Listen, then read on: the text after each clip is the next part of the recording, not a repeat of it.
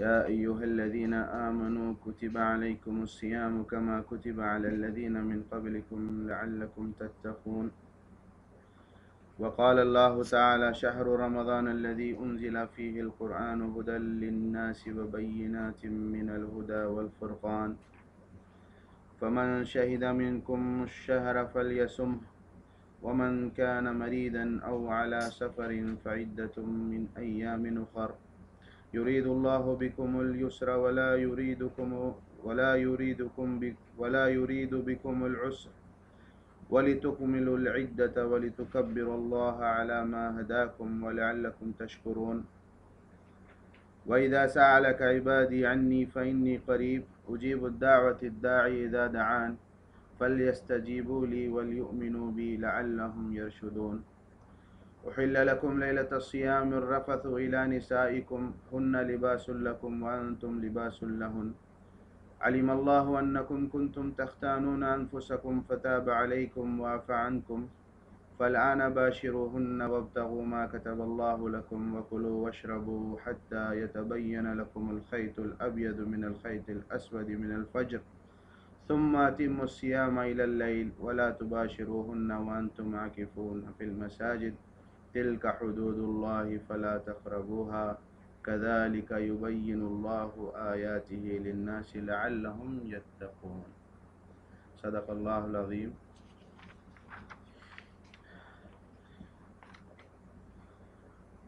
آیتیں جو ہے کچھ طویل تھی بہت زیادہ، اسی لیے جو ہے تھوڑا تیزی سے اس کو میں قرأت کر کے آگے بڑھ گیا ہوں۔ ترجمہ بہت ضروری ہے، اس پر تھوڑا سا آپ لوگ غور کیجئے، اور موضوع کے اعتبار سے ترجمے پہ تھوڑی ہماری گہری نظر ضروری ہے، کیونکہ جو موضوع ہے ہمارا وہ یہ ہے کہ روزے کی جو حکمت ہے، اس کے پیچھے جو اصلی وجہ ہے، جو غرض و غایت ہے وہ کیا ہے، اس کے اوپر آج ہماری انشاءاللہ تعالی، بلکہ رمضان ہی کی جو ہے اس کی غرض و غایت کے اوپر ہماری تھوڑی سی جو ہے نظر ہوگی، گہری نظر تھوڑی سی، اس لیے کہ اس کی جو بنیادی باتیں تھیں وہ پچھلے درس میں ہم مکمل کر چکے ہیں، جو فضائل وغیرہ ہیں، باقی جو فقہی مسائل ہے اس کے اندر ہم جانا نہیں ہے، تو اسی لیے جو ہے تھوڑا سا ترجمے پہ غور کیجئے کہ اے ایمان والو، تم پر بھی روزے فرض کیے گئے ہیں جیسے تم سے پہلے والوں پر فرض کیے گئے تھے، تاکہ تم تقوی حاصل کرو۔ رمضان کا مہینہ ہے جس میں قرآن اتارا گیا لوگوں کے لیے ہدایت بنا کر، اور حق و باطل کے درمیان امتیاز کے کھلے دلائل کے ساتھ۔ سو جو کوئی تم میں سے اس مہینے میں موجود ہو وہ اس کے روزے رکھے، اور جو بیمار ہو یا سفر پر ہو تو دوسرے دنوں میں گنتی پوری کرے۔ اللہ تمہارے لیے آسانی چاہتا ہے، تمہارے ساتھ سختی نہیں کرنا چاہتا، اور چاہتا ہے کہ تم تعداد پوری کرو، اور اللہ نے جو تمہیں ہدایت بخشی ہے اس پر اس کی بڑائی کرو، اور تاکہ تم اس کے شکر گزار بنو۔ اور جب میرے بندے تم سے میرے متعلق سوال کریں تو میں قریب ہوں، میں پکارنے والے کی پکار کا جواب دیتا ہوں جب وہ مجھے پکارتا ہے، تو چاہیے کہ وہ میرے حکم مانے اور مجھ پر ایمان رکھے تاکہ وہ صحیح راہ پر رہیں۔ تمہارے لیے روزوں کی راتوں میں اپنی بیویوں کے پاس جانا جائز کیا گیا، وہ تمہارے لیے بمنزل لباس ہے اور تم ان کے لیے بمنزل لباس ہو۔ اللہ نے دیکھا کہ تم اپنے آپ سے خیانت کر رہے تھے تو اس نے تم پر عنایت کی اور تم سے درگزر فرمایا، تو اب تم ان سے ملو، اور اللہ نے تمہارے لیے جو مقدر کر رکھا ہے اس کے طالب بنو، اور کھاؤ پیو یہاں تک کہ فجر کی سفید دھاری شب کی سیاہ دھاری سے نمایاں ہو جائے، پھر رات تک روزہ پورا کرو، اور جب تم مسجد میں اعتکاف میں ہو تو بیویوں سے نہ ملو، یہ اللہ کی مقرر کی ہوئی حدیں ہیں تو ان کے پاس نہ پھٹکنا۔ اس طرح اللہ اپنی آیتیں لوگوں کے لیے واضح کرتا ہے تاکہ وہ تقوی اختیار کرے۔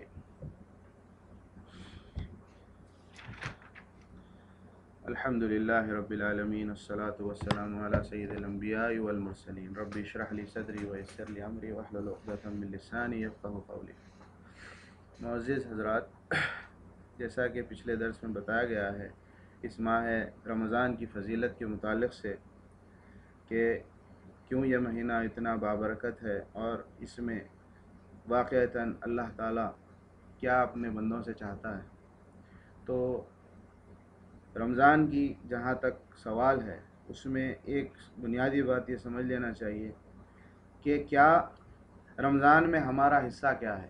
پہلی بات یہ ہم کو ذرا غور سے سوچنا چاہیے کہ رمضان جو آ رہا ہے، جو اتنا بابرکت مہینہ ہے، اللہ تعالیٰ کی رحمتیں نزول فرماتی ہیں، اللہ تعالیٰ معاف کرتا ہے، گناہوں کو بخشتا ہے، ثواب کو جو ہے دگنا کر دیتا ہے، بلکہ اس کے درجات کو جو ہے 10 سے لے کر 700 گنا تک بڑھا دیتا ہے۔ اور جہنم سے حد یہ کہ جہنم سے لوگوں کے گردنوں کو چھڑا دیتا ہے، یعنی ان کو نجات بھی دلا دیتا ہے۔ تو سوال جو سب سے پہلا مجھے اور آپ کو سب سے پہلے اپنے آپ سے یہ کرنا چاہیے کہ کیا مجرد صرف ہم اس مہینے میں داخل ہو جانے سے ہی ہمارے ساتھ ہو جائے گا، یا پھر اس کے لیے ہمیں کچھ کرنا بھی ہوگا۔ اس کی مثال ایسی دی جا سکتی ہے جیسے کہ کہیں بارش ہو رہی ہو کسی علاقے میں، تو بارش جو ہو رہی ہے وہ تو ایک اللہ تعالیٰ کسی بادل کو ایک گڑھے میں اونڈیل نہیں دیتا، اس کی ایک رفتار ہوتی ہے اور اس کی ایک ایکولی وہ برستی ہے۔ اب سوال یہاں پر یہ اٹھتا ہے کہ جو جتنا بڑا تالاب ہوگا، جو جتنا گہرا تالاب ہوگا، جو جتنی زرخیز زمین ہوگی، وہ اس پانی سے اتنا زیادہ فائدہ اٹھا سکے گی۔ جتنا گہرا کنواں ہوگا یا دریا ہوگی، وہ اس میں اتنا زیادہ اس پانی کو سما سکے گی۔ اسی طرح جیسے کوئی چٹیل میدان ہے یا کوئی چٹان ہے جس کے اوپر پانی گرا اور بہہ کر چلا گیا، جس کے کوئی اس کو فائدہ نہیں ہوا، تو اس چھوٹی سی مثال سے اگر ہم اپنے آپ پر اس کو لاگو کریں اور اس رمضان سے، اس برکات سے اور اپنے رد عمل سے اور اپنی کوششوں سے اس کو اگر ہم کمپیئر کریں تو پتہ چلے گا کہ واقعی یہ رمضان تو اللہ تعالیٰ کی طرف سے بہت بڑی رحمت ہے، اور اللہ چاہتا ہے کہ بندہ جو ہے کسی طرح اس سے رجوع ہو، کسی طرح اس کے قریب آئے، اس کو بہانے دیتا ہے۔ اس کے اوپر بات جو ہے تفصیل سے گزر چکی ہے، لیکن مختصراً میں اس کے اوپر جو ہے تھوڑا سا، کیونکہ موضوع ہمارا وہی ہے، تو ان چیزوں کو جو ہے لے کر چلوں تاکہ جو ہے ہماری بات اور اچھے سے سمجھ میں آئے۔ تو بات یہ ہے کہ ہم اس رمضان میں کس حد تک کوشش کر رہے ہیں، کتنا آگے بڑھ رہے ہیں۔ اللہ تو تیار ہے دینے کے لیے، بس یہ مختصر سی بات ہے۔ اس کے بعد ماہ رمضان کی جو فضیلت ہے وہ کیا صرف روزے ہیں، یا جو ہمارے ذہنوں میں ایک بات ہے کہ رمضان آیا تو بھائی روزے رہنا ہے، تراویح پڑھنا ہے، یہ دو چیزیں ہیں۔ اور واقعی اس کی اہمیت سے کسی کو انکار نہیں ہے، اور واقعتاً اللہ نے اس کو فرض کیے۔ اب یہ روزے اللہ تعالیٰ شعبان میں بھی فرض کر سکتا تھا، شوال میں بھی کر سکتا تھا، ذی الحجہ میں بھی کر سکتا تھا۔ اللہ نے ان روزوں کو صرف رمضان میں کیوں فرض کیا ہے، اس کی کیا جو ہے اس کے اندر وجہ ہے، اس پر غور کرنے سے آپ کو پتہ چلے گا۔ خود قرآن ہمارے سامنے کہتا ہے کہ شہر رمضان الذی انزل فیہ القرآن، یہ وہ مہینہ ہے رمضان کا جس کے اندر قرآن نازل کیا گیا۔ اگر آپ کو پتہ ہو تو نہ صرف قرآن بلکہ تمام آسمانی ہدایتیں جو آسمان سے اتری ہیں، اگرچہ کہ وہ تورات ہو، انجیل ہو، زبور ہو، صحف ابراہیم ہو یا موسیٰ ہو، جو بھی ہو، ساری جو نزول ہوئی ہیں کتابیں یا آسمانی ہدایتیں، وہ صرف رمضان میں ہوئی ہیں۔ یہ رمضان کو خاص ایک شرف حاصل ہے، حتیٰ کہ حضور محمد صلی اللہ علیہ وسلم کی بعثت بھی جو ہوئی ہے وہ بھی جو ہے رمضان ہی میں ہوئی، جو اتنی بڑی انسانیت کے لیے رحمت ہے۔ تو پتہ چلا ہے کہ رمضان کی اہمیت جو ہے وہ آسمانی ہدایت کی وجہ سے ہے، آسمانی اللہ تعالیٰ کے کلام کی وجہ سے ہے۔ اب اس کے بعد آئیے کیا اللہ تعالیٰ کہہ رہا ہے ہم سے، ھدی للناس، یعنی یہ قرآن جو ہے وہ ہدایت ہے، کس کے لیے ہے؟ لوگوں کے لیے ہے۔ اب یہاں پر اللہ تعالیٰ نے قرآن کو، اگرچہ کہ قرآن ساری برکت کا باعث ہے، اگر اس دنیا میں جو بھی برکت ہم کو دکھتی ہے، اگر کوئی چیز اللہ تعالیٰ کسی چیز میں برکت دے تو قرآن ہدایت پر چل کر ہی ہوتی ہے، لیکن یہاں پر اللہ تعالیٰ اس کو باعث برکت نہیں کہہ رہا ہے۔ قرآن کو نازل کیا اور کرتے ہی جو بات کہہ رہا ہے وہ کیا کہہ رہا ہے؟ ہدایت ہے۔ اب ہدایت کیا ہے؟ ہدایت کس چیز کو کہتے ہیں؟ ہدایت کا مطلب یہ نہیں ہوتا کہ آپ صرف طریقہ عبادت بدل دو، جیسا کہ اگر کوئی جو ہے بت پرستی کرتے تھے تو نہیں بھائی بت پرستی ایسے مت کرو اور جاؤ مسجد میں ایسے سجدہ کرو، یہ نہیں ہے۔ Change of way of worship نہیں ہے، بلکہ change of way of life ہے۔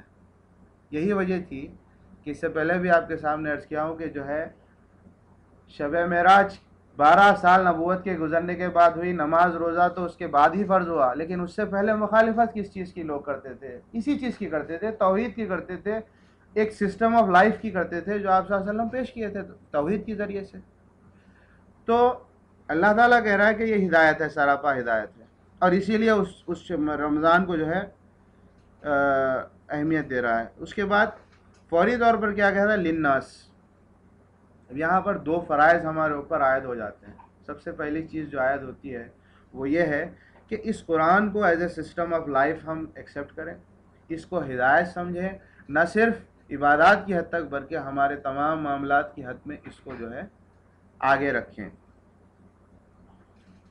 اس کے بعد جو کہا جا رہا ہے وہ بینات من الہدا والفرقان، اور کھلی ہوئی جو ہے ہدایت ہے اور فرق کر دینے والی چیز ہے۔ جو ہے یہ فرق کس چیز سے کر رہی ہے؟ اگر ہماری اس قرآن کے آ جانے کے بعد بھی وہ جو مشرکین مکہ تھے ان لوگوں نے اس کو قبول کیوں نہیں کیا تھا؟ کیوں؟ کیونکہ سب سے بڑی وجہ یہ تھی کہ ان کے آباء و اجداد کے طریقے کو چھوڑ کر انہیں اس طریقے پر زندگی گزارنی پڑتی تھی، تو انہوں نے اس لیے اس کو قبول نہیں کیا اور جو ہے اپنے پرانے طریقے پر وہ مصر رہے۔ لیکن اگر یہ اس قرآن کو سمجھ لینے کے بعد بھی اگر ہم پرانے طریقوں پر رہیں گے تو پھر ہم بھی وہ ہدایت حاصل کرنے والوں میں نہیں ہوں گے۔ لہٰذا جو ہے بات جو شروع کیے تھے ہم، اس سے پہلے کی ایک آیت کے بارے میں کچھ میں تقوی کے بارے میں عرض کر دوں، پھر اس کے بعد آگے چلتے ہیں کہ بات جو ہم کیے تھے نا کہ بھائی اس کی حکمت کے بارے میں بات کریں گے، تو حکمت جو ہے روزے کی یا رمضان کی، اس کے اندر اگر آپ غور کریں، میں نے ترجمے پر آپ لوگوں کو غور کرنے کے لیے کہا تھا، اس کے اندر 4 جگہ آیا ہے کہ 2 جگہ آیا ہے کہ لعلکم تتقون، لعلکم تتقون، لعلکم یرشدون، لعلہم یتقون، یعنی ہر چیز کی یہ جو ہدایات اللہ تعالیٰ دے رہا ہے، یہ جو روزہ آپ کو رکھنے کی فرضیت دے رہا ہے، اس کے اوپر اللہ تعالیٰ خود کہہ رہا ہے کہ تاکہ تم تقوی گزار ہو جاؤ، تقوی حاصل کرنے والے بن جاؤ، تاکہ تم لعلہم یرشدون، لعلکم تتقون، لعلہم یتقون۔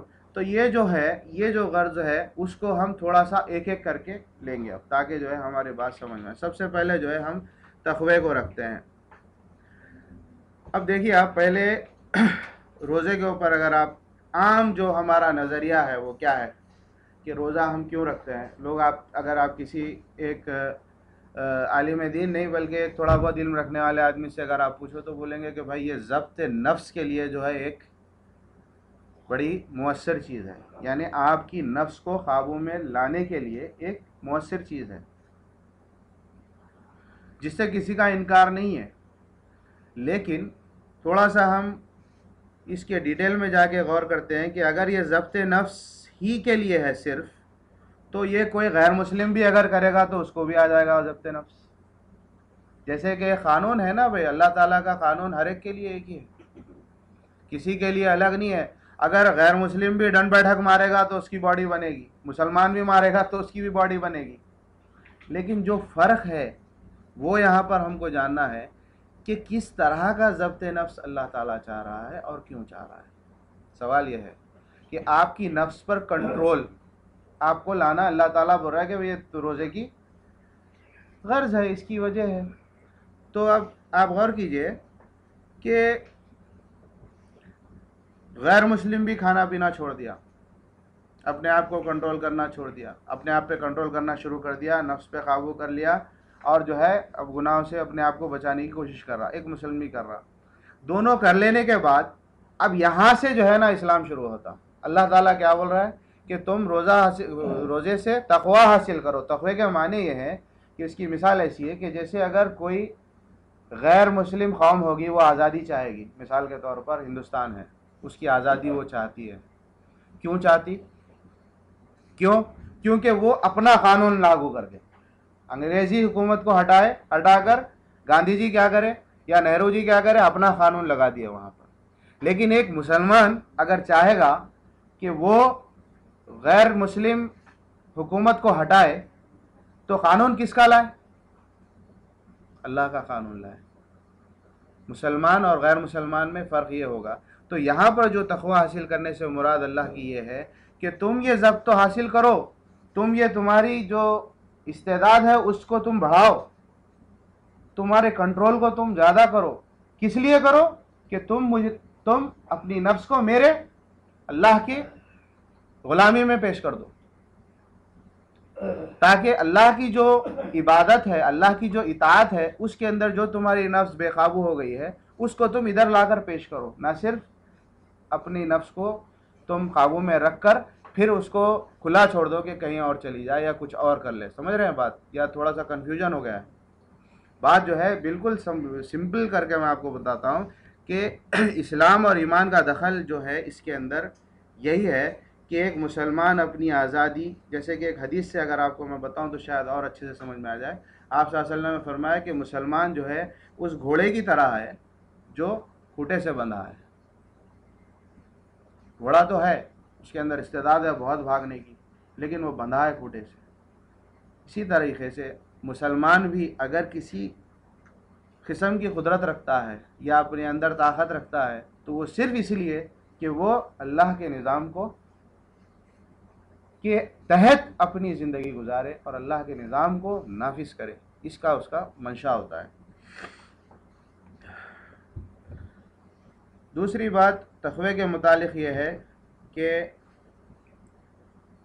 سورہ حجرات کی جو سب سے پہلی آیت ہے اس کی جو ترجمہ میں آپ کے سامنے رکھتا ہوں کہ مسلمانوں ہرگز بھی آگے نہ بڑھو اللہ اور رسول کے قانون سے، یعنی اللہ اور رسول کی جو اطاعت سے آگے تم ہرگز بھی نہ بڑھو. تو اس کے بارے میں کہا جاتا ہے کہ یہ ایک کانسٹیٹیوشن بنانے کے لیے سب سے اہم رول ہے کہ اگر آپ ایک حکومت بنا رہے ہیں یا اپنا جو بھی آپ ایک وہ کر رہے ہیں اس کے اندر آپ کے جو قانون ہونے چاہیے وہ اللہ اور رسول کے تابع ہو، اس کے آگے نہ ہو. تو یہ جو غرض ہے روزے کی تقوی حاصل کرنے کی، وہ صرف یہ ہے کہ آپ اپنی نفس کو اللہ کی طرف رجوع کریں. دوسری چیز جو تھوڑی سی اور کنفیوزنگ بھی ہے لیکن بڑی اہم ہے. کنفیوزنگ اس لیے ہو سکتی کہ اگر تھوڑا سا میں آپ کو سمجھانے میں گڑبڑ کروں اور اگر آپ لوگ سمجھنے میں گڑبڑ کریں تو ہو سکتا ہے، لیکن ایک بنیادی بات سمجھ لیجئے کہ انسان کا جو وجود ہے نا، وہ وجود جو ہے ایک جسم ہے، بدن ہے، دوسرا ایک روح ہے. اگر دوسرے یعنی بالکل دو لفظوں میں اگر آپ کو یہ بات بول دوں تو اتنی سمپل ہے یہ بات کہ ایک انسان کا جسم ہے اور ایک روح ہے، اس کا مل کر ایک انسان بنتا ہے. اب اس کو اندر تھوڑا سا ہم جا کے بات کریں تو یہ جو جسم ہے نا، یہ جسم حیوانی اس کو کہتے ہیں. یہ آیا ہے زمین سے. حیوانی سے مطلب یہ نہیں کہ یہ اینیمل ہے یا جانور ہے. جسم حیوانی مطلب ایک مٹیریلسٹک جو آپ کی باڈی ہے، جو فزیکل آپ کی جو باڈی ہے، وہ باڈی آئی ہے کہاں سے؟ زمین سے. اور اس زمین کے سے ہی اس کی نشو و نمائی ہوئی ہے، اس زمین ہی کی طرف وہ مائل رہتا ہے، اس زمین ہی کی خواہشات اس کے اندر ہوتی ہے، اس زمین ہی کی طرح اس کے ارادے بڑے پست ہوتے ہیں اور اس زمین ہی کی چیزوں کے اندر اس کا دل دماغ رہتا ہے. یہ ایک باڈی ہے انسان کی. دوسری چیز ہے جس سے بن کر وہ انسان بنا ہے، وہ ہے روح. تو وہ روح کہاں سے آئی ہے؟ یسألونک عن الروح قل الروح من ربی. وہ آپ سے پوچھتے ہیں نبی کہ روح کے بارے میں پوچھتے ہیں تو کہہ دیجئے کہ روح میرے رب کی طرف سے. تو اللہ نے بھی کہا ہے کہ میں نے آدم کو بنایا اور پھر میری روح میں سے اس میں پھونکا اور پھر فرشتوں کو حکم دیا کہ اس کو سجدہ کرو کہ جب میں اس میں روح پھونک دوں. تو روح جو ہے وہ اوپر سے آئی ہوئی چیز ہے. جسم زمین سے آیا ہوا، جسم کے تقاضے زمین کے ہیں. روح آسمان سے آئی ہوئی ہے، اللہ کی طرف سے آئی ہوئی ہے، بلکہ اللہ ہی کی روح انسان کے اندر پھونکی گئی ہے. ٹھیک ہے، کلیئر ہے.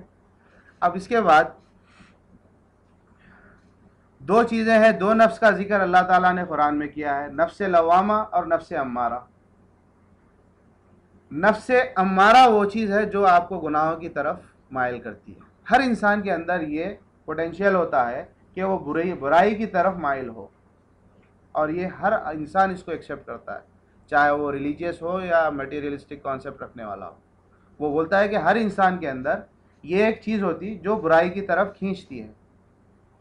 اور نفس لوامہ وہ ہوتا ہے جو ضمیر، جس کو ہم موٹی لینگویج میں کہہ سکتے ہیں. ہر انسان کا ایک ضمیر ہوتا ہے، ایک کانشیس ہوتا ہے جو اس کو ملامت کرتا ہے اچھی چیز پہ یا بری چیز پہ، ارریسپیکٹیو آف مسلم اور نان مسلم.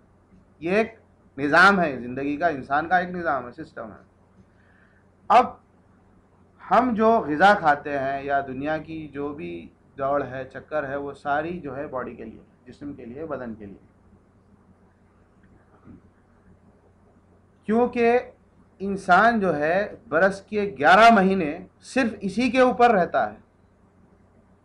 سمجھ گئے بات کو؟ باڈی کے ہی کھانے پر، پینے پر، اسی کی ضروریات پر، اسی کی خواہشات پر.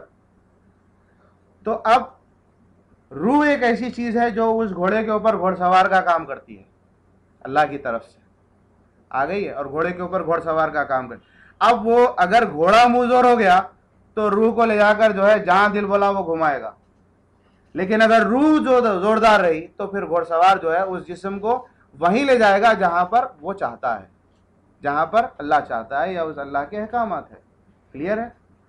تو یہ جو روح کمزور ہو گئی ہے، جیسے جسم کھانا نہیں کھانے سے، پانی نہیں پینے سے کمزور ہو جاتا ہے، اسی طرح سے روح بھی جو ہے وہ اس کی غذا نہ ملنے سے کمزور ہو جاتی ہے. اس کو بھی چکر آتی ہے، وہ بھی بے ہوش ہو جاتی ہے، وہ بھی جو ہے کمزور پڑ جاتی ہے. تو یہاں پر جو نظام اللہ تعالیٰ آپ کی باڈی کے اندر کھانا پینے کو روک کر آپ کو جو قرآن کی تعلیم دے رہا ہے، یا قرآن پڑھنے کے لیے، یا قرآن سننے کے لیے، یا قرآن سمجھنے کے لیے جو کہہ رہا ہے، تو وہ روح کی غذا کے لیے کہہ رہا ہے. اور قرآن خود بھی جو ہے روح ہے. اس کو میں ایک بہت بڑا سبجیکٹ ہے، اس کے اندر ہم جائیں گے تو بہت کنفیوژن کریٹ ہوگا. مثال کے طور پر یہ ہے کہ آپ کی جو باڈی ہے، آپ کا جو اس جسمانی حیوانی جسم جو ہے اس قدر مشغول ہو گیا ہے دنیا کی زندگی کے اندر کہ آپ کی روح کی جو مطالبہ ہے اس کو پورا نہیں کر پا رہا ہے، بوجھل ہو گیا ہے جسم. اللہ کی کوئی بھی جو امر ملتا ہے، احکام ملتے ہیں، اس کو پورا کرنے کے لیے آپ اتنے وزندار ہو گئے ہیں دنیا کی دوڑ کے اندر کہ وہ جو ہے آپ کو ساتھ نہیں دے رہا. تو لہٰذا اللہ تعالیٰ جو آپ کو روزہ رہنے کا حکم دے رہا ہے اس کے اندر یہی ہے کہ تم تھوڑا سا ادھر اپنے باڈی کو روک کر اپنی روح کی غذا کرو. اسی لیے 2 گنا جو ہے صبح آپ کو دن بھر بھوکے رہ کر روزہ رکھنا ہے، اور رات میں پھر وہی قرآن کی تلاوت آپ کو سننا ہے، تاکہ وہ تلاوت آپ کی جو روح سوئی ہوئی ہے یا جو کمزور ہے اس کو پھر سے جگائے، یا اس کے اندر اس کو ری ایکٹیویٹ کرے. یہ وجہ ہے کہ قرآن جو ہے، یہ جو روزے جو ہے وہ رمضان میں فرض کیے گئے ہیں، اور اس روزے کے اندر آپ کو نماز کا، تراویح کا حکم، قیام اللیل کا حکم دیا گیا ہے، اور روزے کا حکم دیا گیا ہے. اگر کسی طرح کا کنفیوژن ہے تو آپ لوگ بعد میں فریلی میرے سے بات کر سکتے ہیں. مجھے ایسا لگ رہا ہے کہ اتنی کلیئر بات نہیں جا رہی ہے، لیکن تھوڑی سی میں پہلے سے بول رہا ہوں کہ بہت زیادہ جو ہے تھوڑا سا کنفیوژن ہے اس کے اندر. تو یہ ایک چیز ہو گئی. اللہ تعالیٰ کہہ رہا ہے کہ تم کو جو ہے اس وجہ سے روزے رکھنے کا حکم دیے کہ تم تقوی گزار ہو جاؤ. اچھا، اب تقوی کے اندر اگر آپ اور ایک بات جو ہے، اگر ہم تھوڑا سا اس کو براڈلی اگر دیکھیں تو وہ یہ ہے کہ ہر انسان کے اندر ان روزوں سے، اللہ کی اطاعت سے، اللہ تعالیٰ کے حکم کی فرما برداری سے ایسی کیفیت پیدا ہو جائے کہ وہ ہر اپنی حرکت میں، وہ جب بولے تو سوچ سمجھ کر بولے، وہ جب کوئی چیز دیکھے تو سوچ کر دیکھے، وہ کچھ کرے تو سوچ کر کرے کہ کہیں یہ چیز جو ہے ہمارے اللہ کے حکم کے خلاف تو نہیں ہے. کیونکہ یہی چیز ہم جو جھوٹ بولیں گے ہم سمجھیں گے کہ ہماری زبان کو ہم آگ میں ڈال رہے ہیں. ہم اگر غلط چیز دیکھیں گے تو ہم سمجھیں گے کہ اپنی آنکھ کو ہم آگ میں ڈال رہے ہیں. یہ تقویٰ ہے، اور اسی کو ایکٹیویٹ کرنے کے لیے اور اسی چیز کو آپ کے اندر جگانے کے لیے یہ روزے ہیں، یہ روزے ہے اور اللہ کی اطاعت ہے۔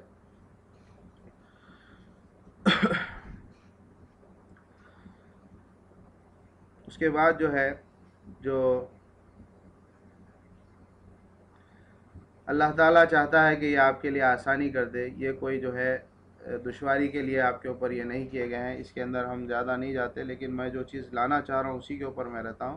اذا سألک عبادی انی قریب، اگر آپ یہ دیکھیں کہ یہ دعا کی تعلق سے ایک آیت آئی ہے بیچ میں، جو کہ تھوڑا سا ہم کو لگ رہی ہے کہ irrelevant ہو، ہم جیسے لا علمی لوگوں کو لگ رہی ہے کہ یہ چیز، روزے چل رہے ہیں ایک طرف، اور ایک طرف رمضان کا حکم ہو رہا ہے، دوسری طرف فوری دعا کا حکم آ گیا ہے، تو یہ چیز کیا ہے؟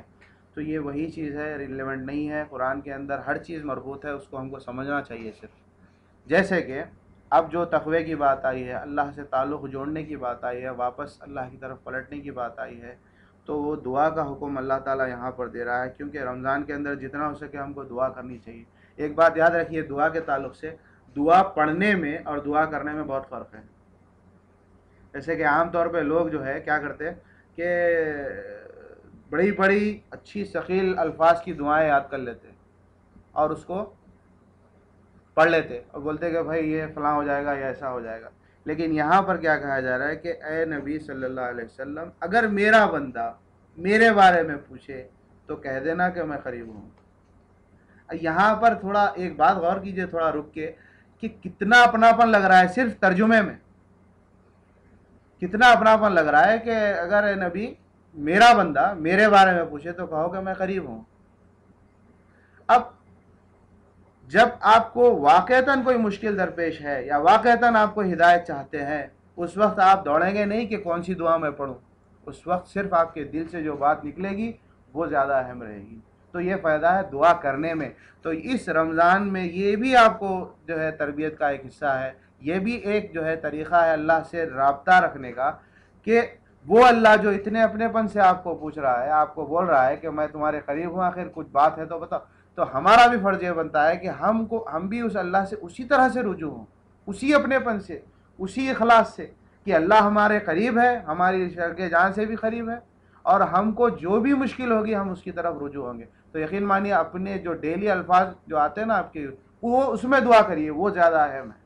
یہ نہیں ہے کہ فلاں دعا، اگر آپ دعا اگر اچھی دعائیں سیکھ رہے ہیں تو اس سے کوئی میں منع نہیں کر رہا ہوں، لیکن دعا وہ ہونی چاہیے جو آپ خود سمجھیں، کیونکہ دعا خود ایک توحید ہے، وہ دعا خود ایک ایمان ہے۔ اگر آپ کا ایمان ہی نہیں ہے کہ اللہ وہ ذات ہے جو میری حاجت پوری کر سکتا ہے، تو آپ دعا کریں گے ہی نہیں۔ اگر آپ دعا کر رہے ہیں تو یہ دلیل ہے کہ آپ اللہ کو مانتے ہیں کہ وہ قادر مطلق ہے، وہ آپ کی حاجت پوری کر سکتا ہے، یہ ایک بات ہے۔ اس کے ساتھ دعا کے معاملے میں تین جو ہے نا چیزیں ہوتی ہیں، یہ بات بھی یاد رکھ لیجئے، کہ کسی بھی دعا جو غیر شرعی نہ ہو اور جس کے اندر کوئی گناہ کی طلب نہ ہو، تو اللہ تعالیٰ اس کے ساتھ تین معاملے کرتا ہے، یا تو فوری اس دعا کو قبول کر لیتا ہے، یا پھر اس دعا کے بدلے آپ کی کوئی آفت جو پریشانی کو دور کر دیتا ہے، یا پھر اس دعا کو آخری قیامت کے روز اٹھا کے رکھتا ہے کہ آپ کے کام آئے۔ اور بندہ قیامت کے روز چاہے گا کہ اللہ تو میری کوئی دعا قبول نہ کرتا، کیونکہ جو قیامت کے روز اس کو اس کا اجر ملے گا دعاؤں کا، تو وہ بہت ہی زیادہ رہے گا، اور اس وقت بہت زیادہ انسان کو ضرورت رہے گی۔ تو یہاں پہ جو بات ہے وہ دعا کے تعلق سے جو بات آئی ہے وہ بہت اہم ہے، اور اس میں بالکل ہم لوگ ذرا کاہل ہی کرتے کہ دعا کے معاملے میں نہیں کرنا چاہیے ہم کو، ہمارے کیونکہ وہ اپناپن کب آئے گا معلوم، جب اپن اپنے گریبان میں جھانکیں گے، اپنے گناہوں کو یاد کریں گے، تو واقعی میں اس کی معافی کی طلب بھی نکلے گی۔ اگر ہم جھانکیں گے ہی نہیں، دیکھیں گے ہی نہیں کہ ہم کیا کر رہے ہیں، اور بڑے خوش ہیں کہ بڑے بڑی عبادتیں کر رہے ہیں، ہم کو دعا کی کیا ضرورت ہے، ایسا بالکل نہیں ہے۔ اللہ کے رسول صلی اللہ علیہ وسلم بہت زیادہ دعائیں مانگتے تھے۔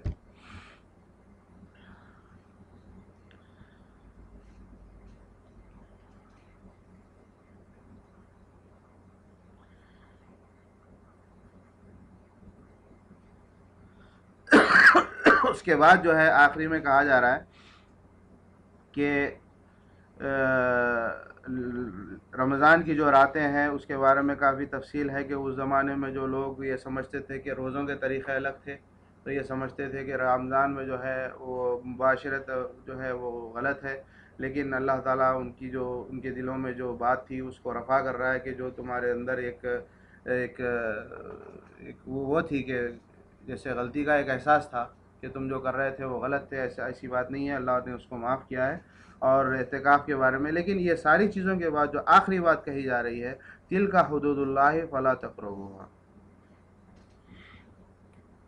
تلک حدود اللہ، یہ جو ہے حدود ہے اللہ کی، اس کے قریب ہرگز بھی نہ پھٹکنا۔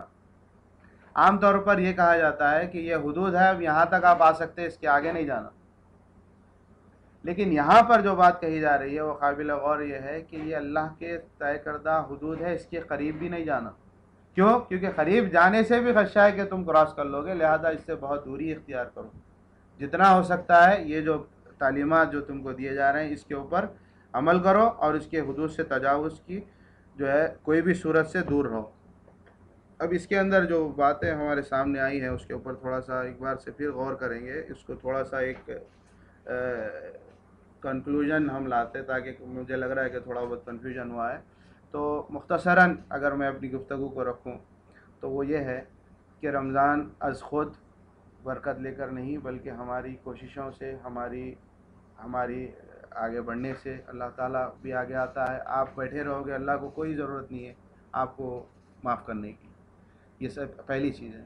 اب اس میں یہ دیکھنا ہے کہ جتنا ہو سکتا ہے ہمارے جو اعمال ہو سنت طریقے سے ہوں، جتنا ہو سکتا ہے کہ ہمارے اعمال جو ہوں وہ فائدہ مند ہو، بیجا ایسی محفلیں، ایسی باتیں، ایسی جو ہے سٹنگز جس کے اندر ہمارا کوئی فائدہ نہیں ہے، وہاں جا کر وقت ضائع کرنا۔ ایک ایک لمحہ جو ہے ہمارا قیمتی ہے، ویسے پوری زندگی کا قیمتی ہے، لیکن یہ تو خاص طور پہ قیمتی ہے۔ تو اس کے اندر دیکھیے، اس میں ہم کو اور جتنا ہو سکتا ہے، جیسے کہ پچھلے درس میں بتایا گیا ہے کہ سنتیں کیا تھی آپ صلی اللہ علیہ وسلم کی، کس طریقے سے آپ جو ہے عبادت کرتے تھے، سحری کا کیا حکم ہے، اور کہیں ایسا نہ ہو کہ ہم وہ روزداروں میں ہو جائیں جن کو روزے سے بھوک اور پیاس کے علاوہ اور کچھ نہیں ملا، اللہ نہ کرے ایسا نہ ہو، بلکہ ہم کو کوشش کرنی چاہیے کہ ہمارے جتنے بھی نمازیں ہیں وہ جماعت سے ہو، ہمارے جو جھوٹ اور جو ہے غیبت وغیرہ سے ہم اپنے آپ کو روک کے رکھیں۔ یہ ساری چیزوں کے ساتھ یہ ہے، اور دوسرا یہ ہے کہ خدا را جو ہے ایک بار اپنا انالیسس ضرور کیجئے جب یہ رمضان ختم ہو جائے، اور رمضان کے روزے کے دوران بھی، کہ جو روح کی غذا اللہ نے روزے کو بنا کر دیا بھیجا ہے، یا روزہ ہم کو فرض کیا ہے، کیا وہ غذا روح کو مل رہی ہے یا نہیں؟ یہ ہے سوال۔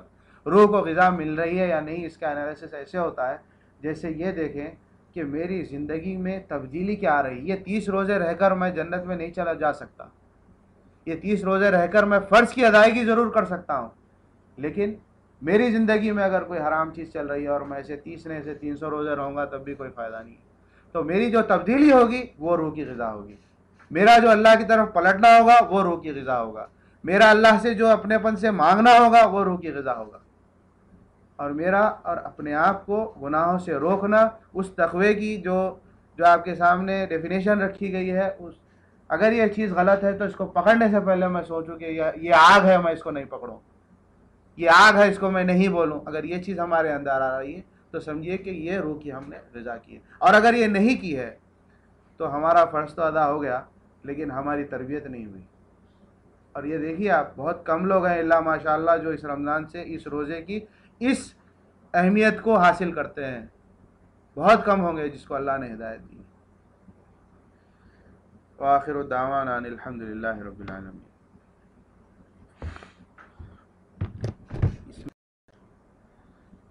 جو ہے